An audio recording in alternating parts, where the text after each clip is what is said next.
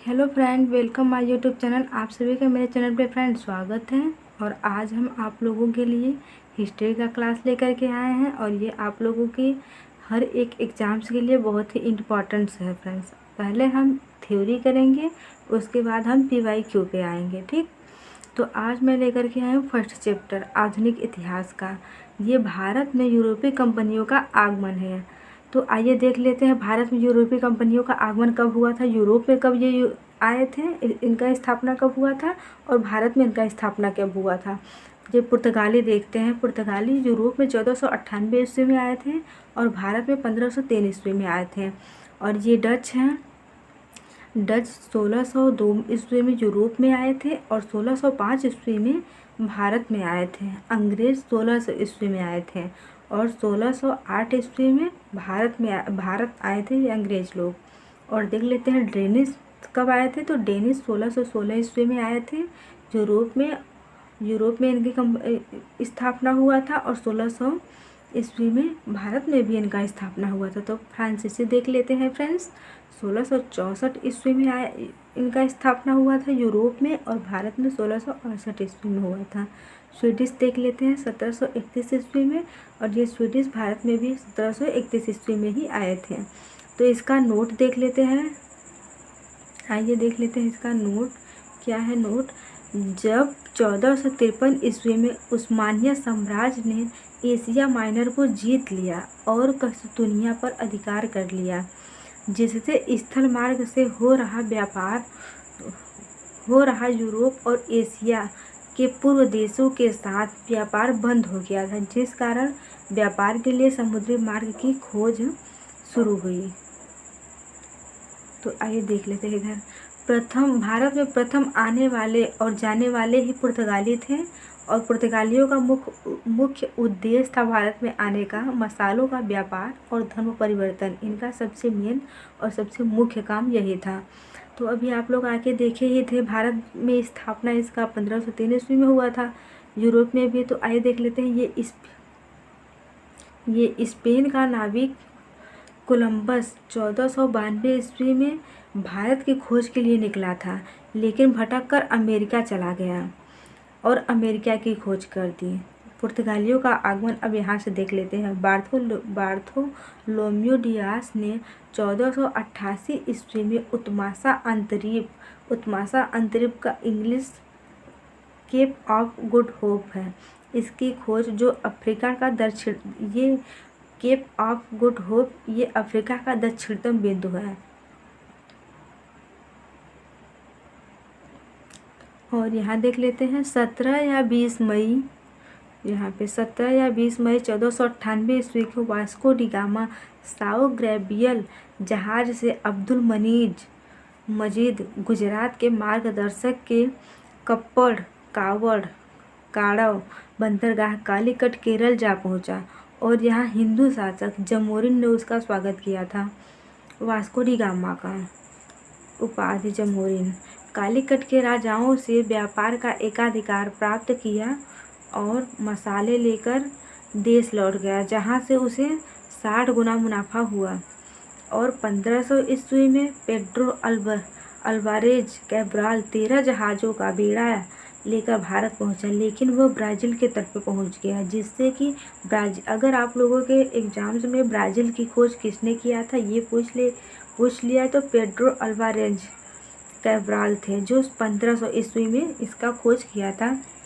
और ये जब देखा कि यहाँ से पुर्तगाली लोग वास्को डी गामा वहाँ भारत से अपने मसाला ले गए अपने यूरोप में, तो वहाँ उनको 60 गुना मुनाफा हुआ। तो ये पेड्रो अल्वारेज के पास जब इसका भनक गया तो वो 13 जहाज़ों का बेड़ा लेकर के यहाँ पे आ गया था भारत में। और फ्रेंड्स ऐसे ही बने रहिए, हर एक एग्ज़ाम्स के लिए आप लोगों के लिए ये मोस्ट इम्पॉर्टेंट क्लास होने वाला है। इससे ज़्यादा आप लोगों का एक भी क्वेश्चंस बाहर नहीं जाएगा। इसके बाद हम लोग PYQ भी करेंगे। तो ये नोट में देख लेते हैं वास्को डी गामा। इसका सिर्फ और सिर्फ आप लोगों का हैंड नोट्स बनाना है बस, बाकी सब पका पकाया हुआ भोजन समझ लीजिए इसे आप। वास्को डी गामा भारत में 3 बार आया था, 1498 ईस्वी में, 1502 ईस्वी में और जब आया था 1524 ईस्वी में तो इसका मृत्यु हो गया था। और 1539 ईस्वी में 1539 ईस्वी में वास्को डी गामा जो इनका मृत्यु हो गया था, तो इनके जो क्या कहते हैं मुस्लिम में जो मरने वाला होता है ताबूत, उन पुर्तगाल ले जाया गया था। 1502 ईस्वी में वास्को डी गामा पुनः भारत आया और 1503 ईस्वी में पुर्तगालियों की पहली फैक्ट्री कोचीन में स्थापित की गई। 1505 ईस्वी में दूसरी फैक्ट्री कुन्नूर केरल में स्थापित की गई पुर्तगालियों का।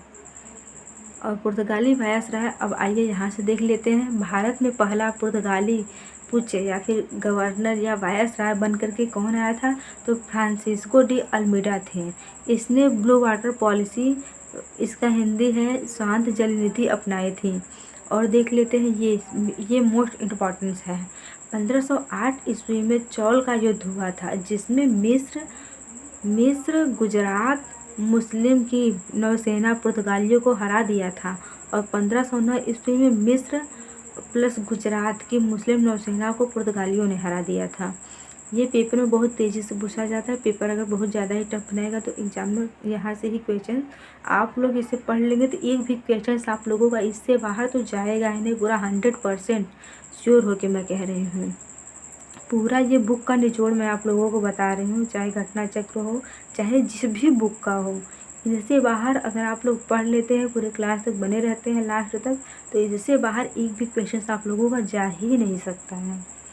और देख लेते हैं अल्फांसो दी अल्बुकर्क, इनका शासनकाल 1509 से 1515 ईस्वी तक चला था। फ्रांसिस्को डी अल्मीडा दूसरा गवर्नर बनकर भारत में आए थे और उसने अल्मीडा की शांत जल नीति को बंद कर दिया था। 1510 ईस्वी के बीजापुर के शासक यूसुफ आदिल शाह से गोवा छीन लिया था। और ये गोवा कौन छीने थी? अल्फांसो डी अल्बुकर्क ने अब यूसुफ आदिल शाह से गोवा को छीन लिया था। यहीं से पुर्तगाली साम्राज्य की नींव पड़ी, इसलिए अल्बुकर्क को वास्तविक संस्थापक माना जाता है। अल्बुकर्क ने पुर्तगालियों को भारतीय महिलाओं से शादी करने के लिए प्रोत्साहित किया था। विजयनगर के शासक कृष्णदेव राय ने पुर्तगालियों को भटकल में दुर्ग बनाने की इजाज़त दे दी थी।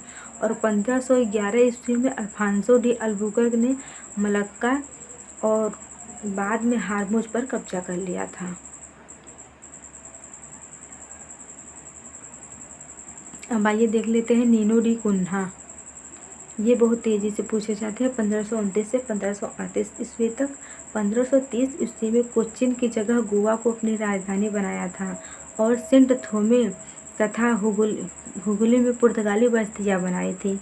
ये नीनो डी कुन्हा थे। नीनो डी कुन्हा ने बेसिन 1534 और दीव 1535 पर अधिकार कर लिया था। पुर्तगालियों ने कार्टेज पद्धति लागू की, जो एक प्रकार का लाइसेंस होता था। भारत का जापान के साथ व्यापार का श्रेय पुर्तगालियों को जाता है। जैसे आइए देख लेते हैं पुर्तगाली लोग अपने भारत में क्या क्या खोज किए थे। तो ये तंबाकू था, आलू टमाटर की खेती, मक्का, प्रिंटिंग प्रेस जो कि गोवा में 1556 ईस्वी में पुर्तगालियों ने शुरू किया था। और पुर्तगालियों का पतन आइए देख लेते हैं। पुर्तगालियों का पतन ये मुख्य रूप से पेपर में बहुत तेज़ी से पूछा जाता है जब पेपर टफ बनाया जाए तो। 1532 ईस्वी में शाहजहां ने पुर्तगालियों को हुगली से भगाया था। सबसे ज़्यादा पतन इन लोगों का यही हुआ था। और 1661 ईस्वी में पुर्तगाली राजकुमारी कैथरीन का विवाह ब्रिटिश राजकुमार चार्ल्स द्वितीय से हुआ और दहेज में मुंबई किराए पर ब्रिटिश कंपनी को दे दिया। और 1539 ईस्वी में पेशवा बाजीराव ने सालसेट और बेसिन छीन लिया।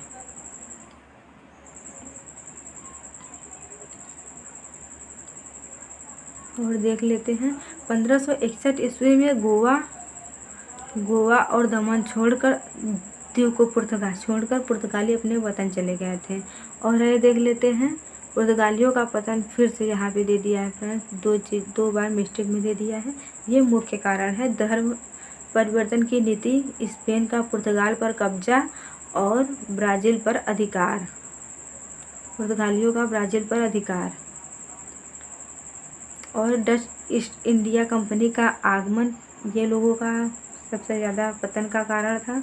कमज़ोर सैन्य व्यवस्था और अनुशासन की कमी, भ्रष्ट नीतियाँ और व्यापारियों के साथ लूटपाट, मराठों और मुगलों का विरोध, ये इनके पतन का कारण था। फ्रेंड्स, ये क्लास यहीं पे समाप्त हो रहा है। आप लोगों को मेरा क्लास अच्छा लगा हो तो मेरे वीडियो को लाइक और मेरे चैनल को सब्सक्राइब कर दीजिएगा। फ्रेंड्स, यहाँ से आप लोगों को हर एक कॉम्पिटिटिव एग्ज़ाम्स के लिए हर एक क्लासेस चलाई जाएगी।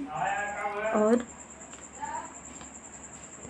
जय हिंद फ्रेंड्स, अब कल मिलेंगे एक नए वीडियो के साथ।